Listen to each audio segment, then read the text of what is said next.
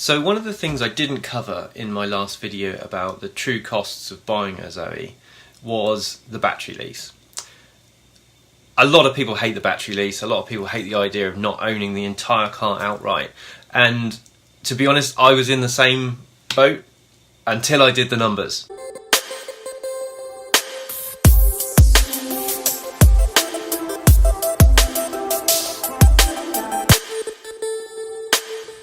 Looking into the numbers on the battery lease is actually quite interesting. So the battery costs about £5,000 extra on the cost of a new Zoe.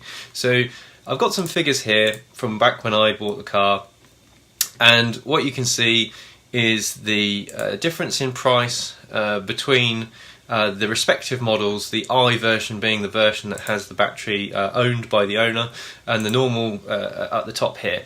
And you can see the difference is roughly £5,000. It varies a little bit, a couple of £100, but between the two prices that you'll be asked to pay, it's about £5,000 difference. So that's a lot of money.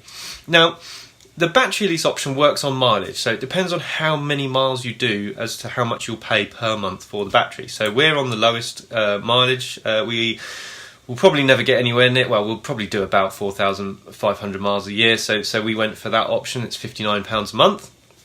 And per annum, that works out £708 a year. Now, you might think, wow, actually that's going to take you only 5 years and you'll be nearly paying £5,000. Well, yes, but then you've got to deduct, basically you've got to deduct the fact that you're not buying petrol or diesel.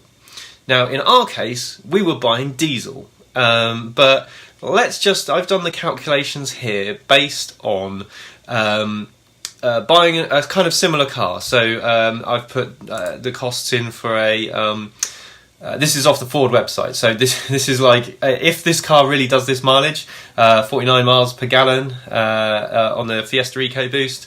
The price of petrol I've put in at £1.28 a litre, and that works out to be £537 a year. Now you've got to take that off that battery, unless you're not going to own a car.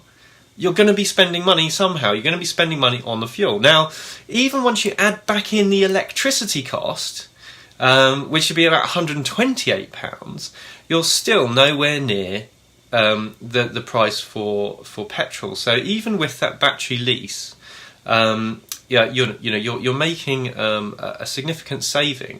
And once you factor those numbers in, to pay £5,000 would take 17 years, nearly 18 years.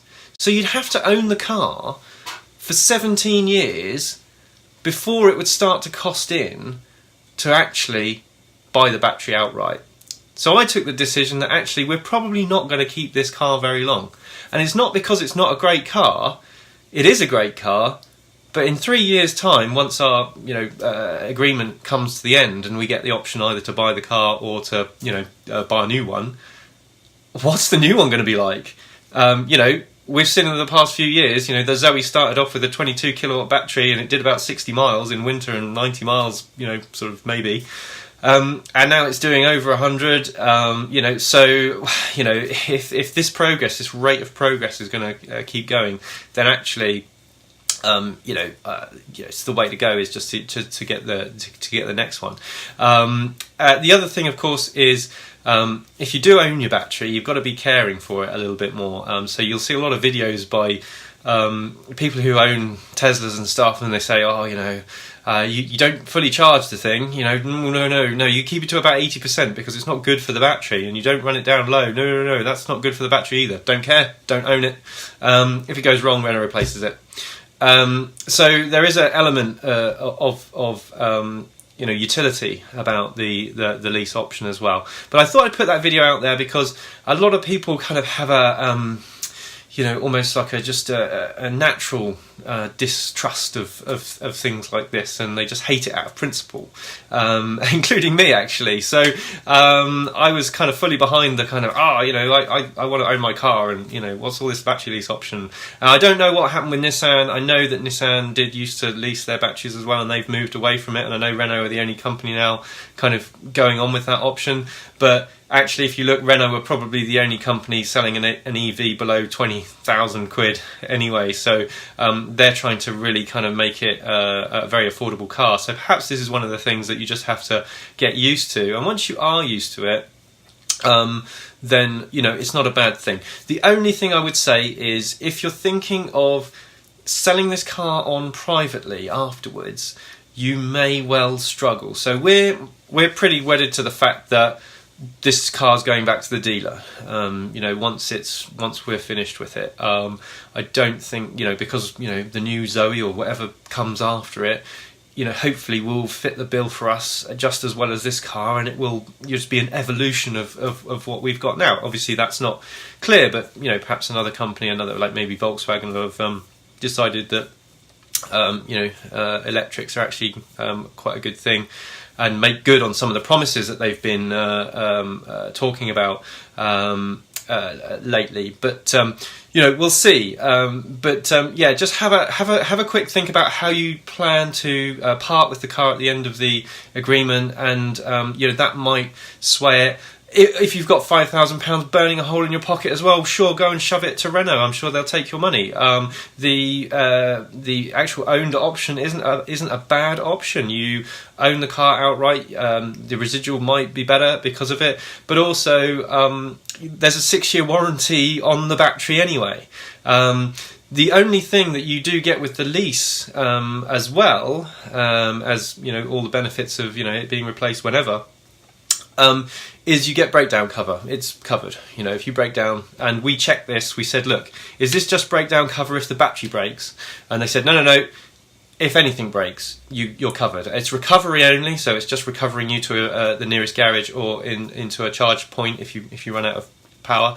But there is a breakdown cover as well. So I haven't factored that into these costs, but there is also the benefit of that. The other benefit of the battery lease is, if you don't do that much mileage and you're thinking of maybe dipping a toe into the water on this, is that you can go and buy a 2013 Zoe for about £5,000.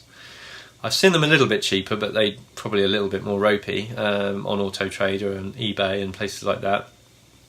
You can go and buy one of those with a battery lease, in the knowledge that one of the major components of the car is covered.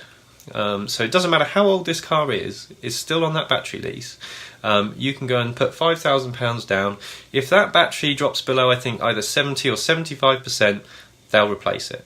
And I don't know whether they're going to replace it with a 20 kilowatt battery, like for like, or I don't know whether they're going to upgrade it to a 40 kilowatt battery and you'll get a little bit more range. But there is that agreement in place. So actually, as a second-hand car, that suddenly becomes a bit of a safety net for you, because the battery is one of the major components of that car, and it's certainly the most expensive component of that car, probably bar the motor.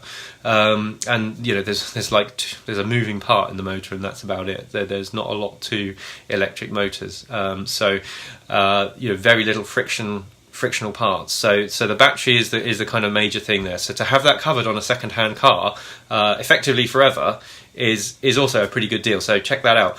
Anyway, I hope you found that useful. If you do, hit a like on the video, and if you've got some comments, please put them in below.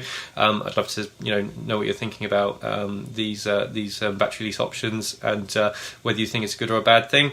I personally think that actually the way that it's priced for Renault, it's a good thing. So hope you found that useful. Thanks for watching.